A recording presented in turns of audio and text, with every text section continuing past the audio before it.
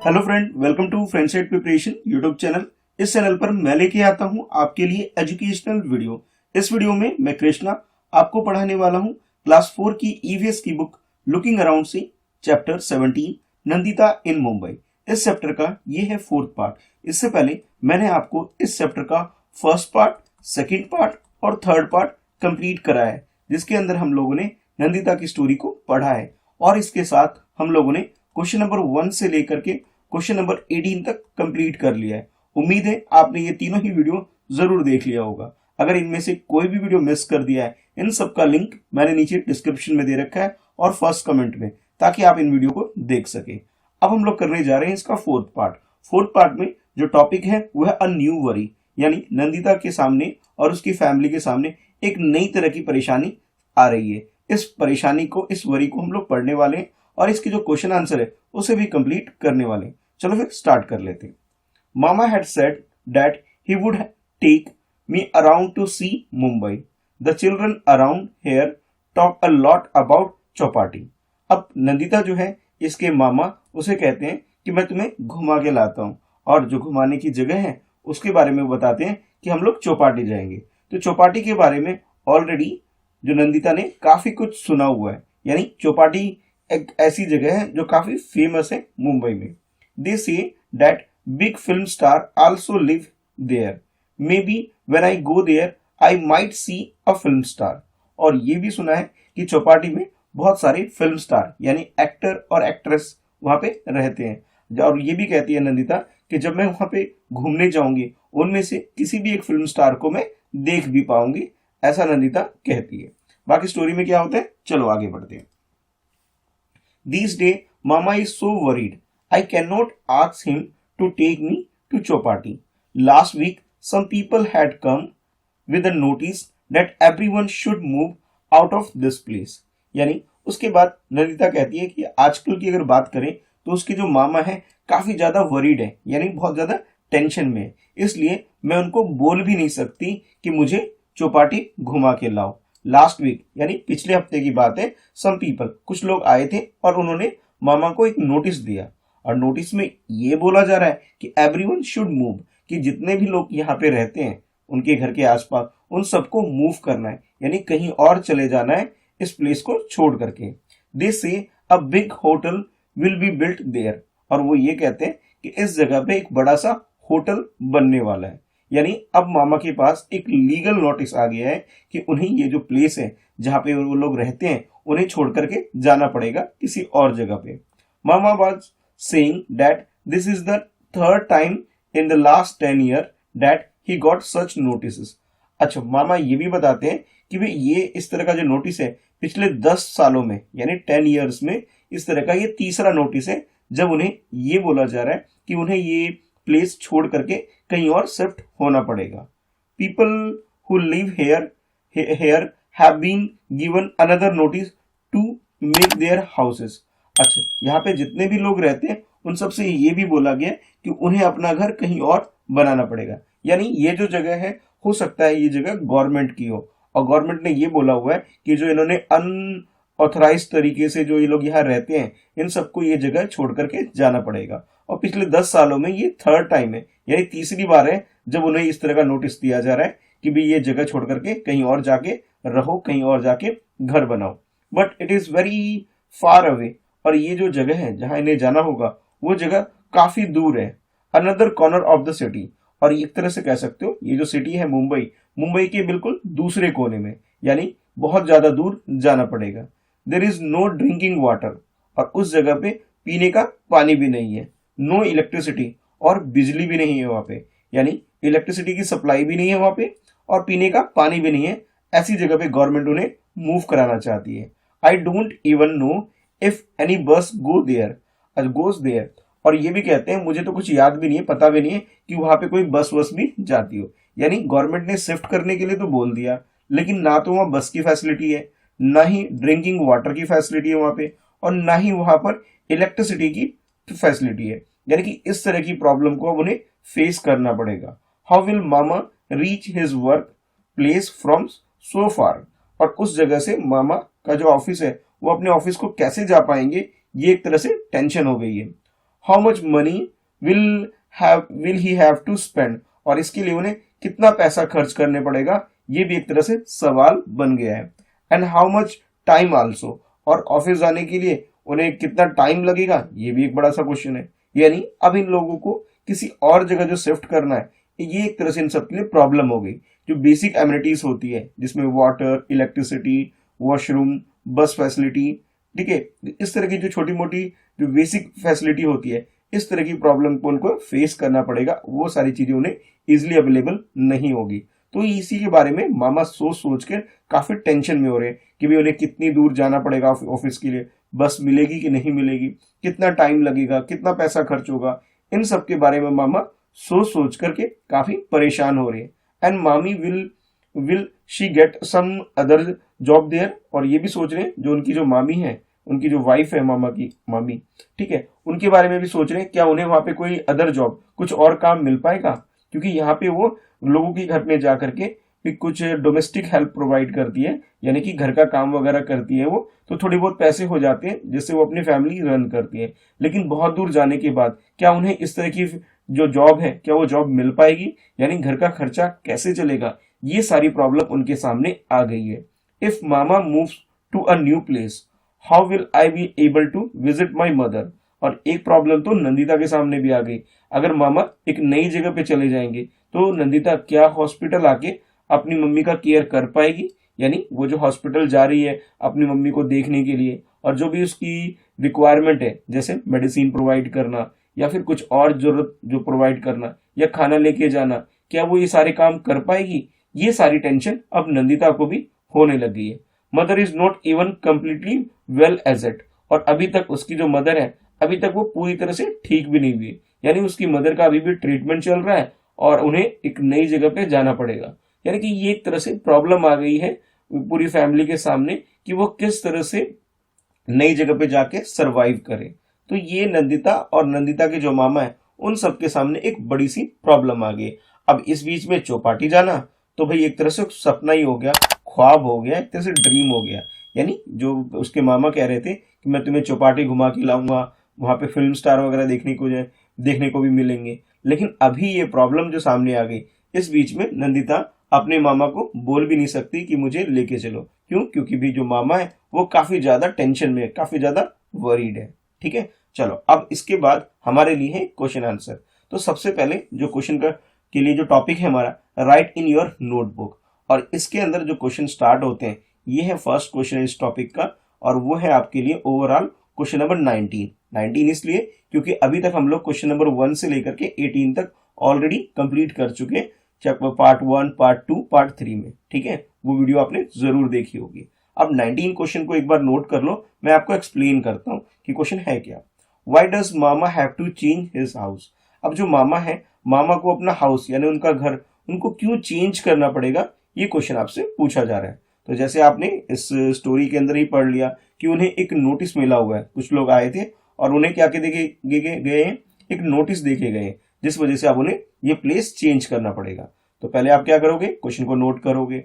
Note करने के बाद इसका आंसर कुछ इस तरह लिख सकते हो कि mama has to change his house because he was given a notice to move out from his place, कि उन्हें एक नोटिस दिया गया है, कि भी लीगल नोटिस कह सकते हो, कि दिया गया कि वो अपने इस जगह को यानी जहां पे एट प्रेजेंट रहते हैं उस जगह को छोड़ करके उन्हें जाना पड़ेगा। ठीक है, तो इस तरह से आप क्वेश्चन नंबर 19 का आंसर लिख सकते हो कि mama has to change his house because he was given a notice to move out of from this place. ठीक है, अच्छा इसके बाद नेक्स्ट है आपके लिए क्वेश्चन नंबर 20, ये वाला क्वेश्चन। अब इस क्वेश्चन को भी हम लोग रीड कर लेते हैं और इसके साथ साथ आप लोग नोट भी कर लो। क्वेश्चन है, have you ever moved from your house. अब आपसे क्वेश्चन पूछा जा रहा है कि कई बार जिस तरह से इनके मामा को नोटिस मिला है, क्या आपके फैमिली में आपके फादर को या आप लोगों को भी ऐसा कोई नोटिस मिला है जहां आपको कहीं और मूव करके जाना पड़ा है, अपना घर छोड़ना पड़ा है, ये क्वेश्चन पूछा जा रहा है। फिर नेक्स्ट बोला जा रहा है, इफ यस, अगर हाँ ऐसा कुछ हुआ है, why did you have to move, तो आपको मूव क्यों करना पड़ा है, उसके पीछे कारण बताना है। यानी पहले तो आप क्वेश्चन लिखोगे, क्वेश्चन के अकॉर्डिंग अपना आंसर लिखोगे यस या नो, और उसके बाद जैसे अगर आंसर यस होता है तो आपको रीजन बताना है कि आप लोगों ने मूव क्यों किया था। ठीक है, तो पहले तो क्वेश्चन लिख लोगे उम्मीद है आपने क्वेश्चन नोट कर लिया होगा। तो इस क्वेश्चन का आंसर मोस्ट प्रोबेबली नो होगा, क्योंकि हो सकता है आप लोगों को इस तरह का नोटिस नहीं मिला हो। तो आप लिख सकते हैं no I have never move from my house, कि मैं कभी भी अपने घर से इस तरह से मूव करके दूसरी जगह पे नहीं गया। अगर गए हो, अगर आपका आंसर यस है, तो आप रीजन लिख सकते हो कि we have given a notice from the court to move from one place to another place. ठीक है, तो दोनों तरीके आंसर कर सकते हो, बट मोस्ट प्रोबेबली ज्यादातर बच्चों का आंसर क्या होगा? नो होगा, क्योंकि ऐसी सिचुएशन आप लोगों ने फेस नहीं की होगी। ठीक है, तो क्वेश्चन नंबर 20 का आंसर आप इस तरह से लिख सकते हो। उसके बाद नेक्स्ट है आपके लिए क्वेश्चन नंबर 21। देखो ये वाला क्वेश्चन, और इस क्वेश्चन में आपसे बोला जा रहा है, do people in your family have to go far for their work. अब आपकी फैमिली में पूछा जा रहा है कि आपकी फैमिली में जो भी जॉब वगैरह करते हैं, suppose your father working somewhere in the office, अगर आपके पापा या फिर कोई भी जॉब वगैरह करते हैं, आपकी मदर भी कर सकती है जॉब, तो क्या उन्हें बहुत दूर जॉब के लिए जाना पड़ता है क्या? तो आंसर यस भी हो सकता है, नो भी हो सकता है, कि कई बार ऐसा होता है कि आपके फादर को बहुत दूर जॉब करने जाना पड़ता है, कई बार ऐसा होता है नहीं सर घर के पास नहीं करते हैं, तो उसी के अकॉर्डिंग आप आंसर लिखोगे। फिर नेक्स्ट पूछा जा रहा है, वेयर डू दे, कहाँ जाते हैं, यानी आपको वो जगह कौन सी जगह का नाम भी बता सकते हो। How far do they have to go, अभी किस प्लेस पे जाते हैं, कितनी दूर है ये, यानी आपको डिस्टेंस बताना है कि कितनी दूर आपके फादर जॉब के लिए जाते हैं। तो पहले आप क्या करोगे, क्वेश्चन नंबर 21 को नोट कर लोगे, वीडियो को रोक करके अच्छे से नोट करो, और जैसे आप इसे नोट कर लोगे उसके बाद इसको आपको इसका आंसर लिखना है। और इसका आंसर हम लोग कुछ इस तरह से लिख सकते हैं, yes my father travels 20 kilometre. अगर 20 किलोमीटर 20, किसी के फादर बहुत ज्यादा दूर जाते हैं, 50 किलोमीटर जाते हैं, तो यू कैन राइट 50 किलोमीटर। अगर किसी के फादर बहुत नजदीकी जाते हैं, ओनली 5 किलोमीटर, तो आप अपना आंसर में क्या करोगे, 5 किलोमीटर लिख लोगे। यानी आपको ये जो डिस्टेंस है इसको आप मॉडिफाई कर सकते हो अपने फादर के ऑफिस के डिस्टेंस के according. My father travels 20 kilometre for work, it takes 2 hours to reach the office, कि मेरे पापा को भाई जो ऑफिस जाना पड़ता है वो कितनी दूर है, 20 किलोमीटर है, और उन्हें कितना टाइम लगता है, अराउंड 2 आवर लगता है। आप चाहो तो प्लेस का नाम भी मेंशन कर सकते हो कि भी the office is situated at, जो भी प्लेस है, साकेत है, ठीक है, या फिर जो भी है महरौली है, या जहां पे भी आपके फादर जाते हैं, जिस प्लेस पे जाते हैं उस प्लेस का नाम आप अपने आंसर में लिख सकते हो। ठीक है, अदर स्टेट के बच्चे जहां से भी आप वीडियो देख रहे हो, आप अपने फादर जहां भी आपके फादर जाते हैं ऑफिस के लिए, उस जगह का नाम आप क्वेश्चन नंबर 21 के आंसर में लिख सकते हो। ठीक है, अच्छा अब इतना कर लिया आपने क्वेश्चन नंबर 21, यानी कि ये जो टॉपिक है आपका राइट इन योर नोटबुक, ये आपने कंप्लीट कर लिया। उसके बाद नेक्स्ट टॉपिक जो आपके लिए है डिस्कस। अब डिस्कस के अंदर क्या है, क्वेश्चन थोड़े से लेंथी हो सकते हैं आंसर इसके, तो अब इसको देखते हैं। सबसे पहले आपके लिए है क्वेश्चन नंबर 22। पहले हम इसे रीड करेंगे, समझेंगे इस क्वेश्चन में है क्या। Is it right that mama and other have to move because a hotel is going to be built there. अब आपके ओपिनियन में पूछा जा रहा है कि आप लोग अपना बताओ कि आपको क्या लगता है कि जो ये मामा के सामने जो प्रॉब्लम आई थी कि उन्हें अब दूसरी जगह जाके रहना पड़ेगा, क्यों, just because of government is going to make a hotel at that place, कि उस जगह पे गवर्नमेंट क्या डिसाइड कर रही है कि वहां पे एक होटल बनने वाला है, तो होटल बनाने के लिए लोगों को मूव करवाना, क्या ये राइट डिसीजन है या रॉन्ग डिसीजन है आपके अकॉर्डिंग, ये आपसे क्वेश्चन पूछा जा रहा है। देखो आंसर यस भी हो सकता है, आंसर नो भी हो सकता है, जो भी आप सोचते हो अपने अकॉर्डिंग आंसर लिखोगे। तो इस क्वेश्चन का अगर आंसर मुझे लिखना हो तो देखो, अगर ये ऑथराइज्ड प्लेस है, ऑथराइज का मतलब है अगर मामा का ये घर जमीन उनका खुद का है तो भाई ये रॉन्ग हो रहा है उनके साथ। लेकिन अगर भाई मामा वगैरह का ये जमीन ही नहीं है, उन्होंने ये अनऑथराइज तरीके से यहाँ रह रहे हैं, ठीक है, तो फिर ये गलत है भाई, फिर तो उन्हें ये चीज जगह छोड़ के जाना ही जाना पड़ेगा। यानी कि दोनों तरीके से आंसर आप लिख सकते हो। तो मुझे अगर क्वेश्चन नंबर 22 का अगर आंसर लिखना हो तो मैं लिखूंगा यस ये तो राइट है, इफ ओनली इफ। अब देखो इफ क्यों लिख रहा हूं जरा समझना है इस क्वेश्चन के आंसर को। If that land is not there, right कब होगा, जब अगर उनका ये जो लैंड मगर उनके मामा का ये जमीन नहीं होगी तब ये राइट है, अदरवाइज नो। अगर ये जमीन उनके मामा की है तब तो उनके साथ बहुत बुरा हो रहा है अभी, तब तो उन्हें केस फाइल करना चाहिए कोर्ट के अंदर, ठीक है। लेकिन अगर वो जमीन उनकी है ही नहीं तब तो उन्हें मूव करना ही पड़ेगा, क्योंकि ये जमीन उनकी है ही नहीं, है ना। तो आपको दोनों तरीके से पता होना चाहिए। तो मैं यहां लिख रहा हूं answer yes if that land is not there but at the same time the authority should ensure the basic amenities like ability of water, electricity, toilet and transportation facility. क्योंकि ये जो फैमिली, जितनी भी फैमिली वहाँ रहती है, जिन सबको वहाँ मूव करना है, अगर आप लोग उनको शिफ्ट करा रहे हो, गवर्नमेंट को और जितनी भी अथॉरिटी है उनको भी एक चीज इंश्योर जरूर करना चाहिए कि जहां भी आप उनको भेज रहे हो उनको बेसिक एमिनिटीज, यानी कि जो एक जरूरत की जो चीजें हैं, जैसे पानी होना चाहिए उस जगह पे, इलेक्ट्रिसिटी होना चाहिए वहाँ पे, टॉयलेट वगैरह की फैसिलिटी होना चाहिए, ट्रांसपोर्टेशन की अच्छी फैसिलिटी होनी चाहिए, ठीक है। और जो बेसिक चीजें हैं यानी शॉप वगैरह होना चाहिए, मार्केट वगैरह होना चाहिए, ताकि लोग इजिली वहां सर्वाइव कर सके। भाई शिफ्ट कराना ठीक है, शिफ्ट करा दो, उनकी जमीन नहीं है, शिफ्ट करा दो, okay, it is right, but at the same time they have to ensure this basic facility like water, electricity and toilet। तो इस तरह की चीजें उनको प्रोवाइड करना बिल्कुल जरूरी है, नहीं तो ये सारी फैमिली बहुत ज्यादा प्रॉब्लम में आ सकती है ना।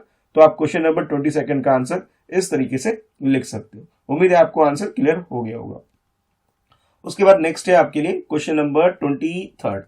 अब 23 में आपसे पूछा जा रहा है who will benefit from this. अब ये जितना भी जो प्रोसेस हो रहा है, ठीक है, कि लोगों को मूव करना पड़ रहा है या होटल बनने वाला है, तो इसको किसको बेनिफिट होगा, यानी किसको फायदा होगा इस चीज से, ये आपसे पूछा जा रहा है। तो पहले आप क्वेश्चन नोट कर लोगे। आप कहोगे सर जो भी होटल ओनर होगा उसी को बेनिफिट होगा, है ना, जिसका भी होटल बन रहा है, क्योंकि उसे तो एक जमीन मिल गई, वहां पे होटल बन के बना करके वो बिजनेस स्टार्ट कर सकता है। तो क्वेश्चन नंबर 23 का आंसर लिख सकते हो the owner of the hotel and the land will benefited from this. कि ये जो ऑनर ऑफ द होटल है बेसिकली उसी को ही ये जो भी है बेनिफिट होने वाला है, ठीक है। तो इस तरह से आप इसका आंसर लिख सकते हो। उसके बाद नेक्स्ट क्वेश्चन है आपके लिए, यानी क्वेश्चन नंबर 24। अब देखो किसी को बेनिफिट तो हो रहा है होटल ओनर को, अब प्रॉब्लम में कौन है, डिफिकल्टी में, उसके रिगार्डिंग में क्वेश्चन पूछा जा रहा है हु विल फेस डिफिकल्टीज। अब कौन है जो इसमें डिफिकल्टीज फेस करेंगे, यानी किसको इन सब चीजों में प्रॉब्लम हो रही है। तो आप कहोगे जितने भी मामा और वो बाकी सारी फैमिली जो वहां रहती है उन सबको प्रॉब्लम होनी पड़ेगी, फेस करनी पड़ेगी, क्योंकि अब उन्हें अपना घर देखना पड़ेगा, अपनी जो भी जॉब वगैरह देखनी पड़ेगी और बहुत सारी प्रॉब्लम उन्हें फेस करनी पड़ेगी। तो इस क्वेश्चन का यानी क्वेश्चन नंबर 24 का आप लिख सकते हो कि mama and other who are currently living in that area will face difficulties. यानी कि मामा और उसके जितने भी नेबर्स वगैरह हैं जो आसपास रहते हैं उन सबको ये प्रॉब्लम फेस करनी पड़ेगी जो एट प्रेजेंट टाइम पे वो लोग वहां रहते हैं। तो आंसर लिख सकते हो mama and other who are currently living in that area will face difficulties, ठीक है। तो इस तरह से आपका क्वेश्चन नंबर 24 कंप्लीट हो जाएगा। फाइनली हम लोग आ गए हैं इस चैप्टर के लास्ट क्वेश्चन पे, यानी क्वेश्चन नंबर 25 पे। तो इस क्वेश्चन को भी एक बार समझ लेते हैं कि क्वेश्चन में है क्या, ठीक है। उसके बाद आपका ये चैप्टर 17 ये कंप्लीट हो जाएगा। Do you know of any people who has faced problem similar to Nandita's mama, talk about it in class. अब क्लास में डिस्कशन तो होगा ही होगा आपके, ठीक है, लेकिन जैसे क्वेश्चन है, क्वेश्चन तो यहां तक है कि आपसे पूछा जा रहा है कि जिस तरह से मामा जो है नंदिता के, वो इस तरह की जो प्रॉब्लम फेस कर रहे हैं, कि आप ऐसे किसी लोग को जानते हो जिन्होंने इस तरह की प्रॉब्लम फेस की हो कि उन्हें अपना घर छोड़ करके कहीं और जा करके रहना पड़ा हो, इसके बारे में आपसे क्वेश्चन पूछा जा रहा है। तो पहले तो आप क्वेश्चन लिखोगे पूरा, ठीक है। उस क्वेश्चन को लिखने के बाद यानी क्वेश्चन नंबर 25 को लिखने के बाद अपना आंसर लिख सकते हो। तो आंसर लिखोगे yes I know some unapproved houses, कि हो सकता है जहां आप रहते हो या आपने सुना होगा कि कुछ घर लोग क्या करते हैं, अनअप्रूव्ड हाउस यानी कि लीगल तरीके से नहीं, ऑक्यूपाइड करके किसी घर में रहते हैं। The owner of which had to move from there, और फिर जो भी उसके ऑनर बने हुए हैं उन सबको वहां से छोड़ करके जाना पड़ता है। तो इस तरह से अपना आंसर लिख सकते हो। उम्मीद है आपको ये जो चैप्टर है पूरा अच्छे से समझ में आ गया होगा, सारे क्वेश्चन आंसर। तो वीडियो को लाइक करके मुझे जरूर बताया करो, और हाँ कमेंट में अपना रिव्यू दिया करो कि किस तरह आपको ये वीडियो लग रही है। कोई प्रॉब्लम फेस करते हो, समझ में नहीं आता है, तो डाउट्स आप नीचे कमेंट में भी पूछ सकते हो। और इसके अलावा इंस्टाग्राम पे मुझे फॉलो कर लो @Mr. Krishna सा, ये मेरी आईडी है, जहां आप अपने पर्सनली मुझसे कनेक्ट होकर अपने डाउट पूछ सकते हो। चैनल को सब्सक्राइब करना ताकि ऐसी और वीडियो देख सको, बेल आइकन प्रेस जरूर करना ताकि आपको हर न्यू वीडियो की नोटिफिकेशन रिसीव हो सके। तो thanks for watching, bye bye.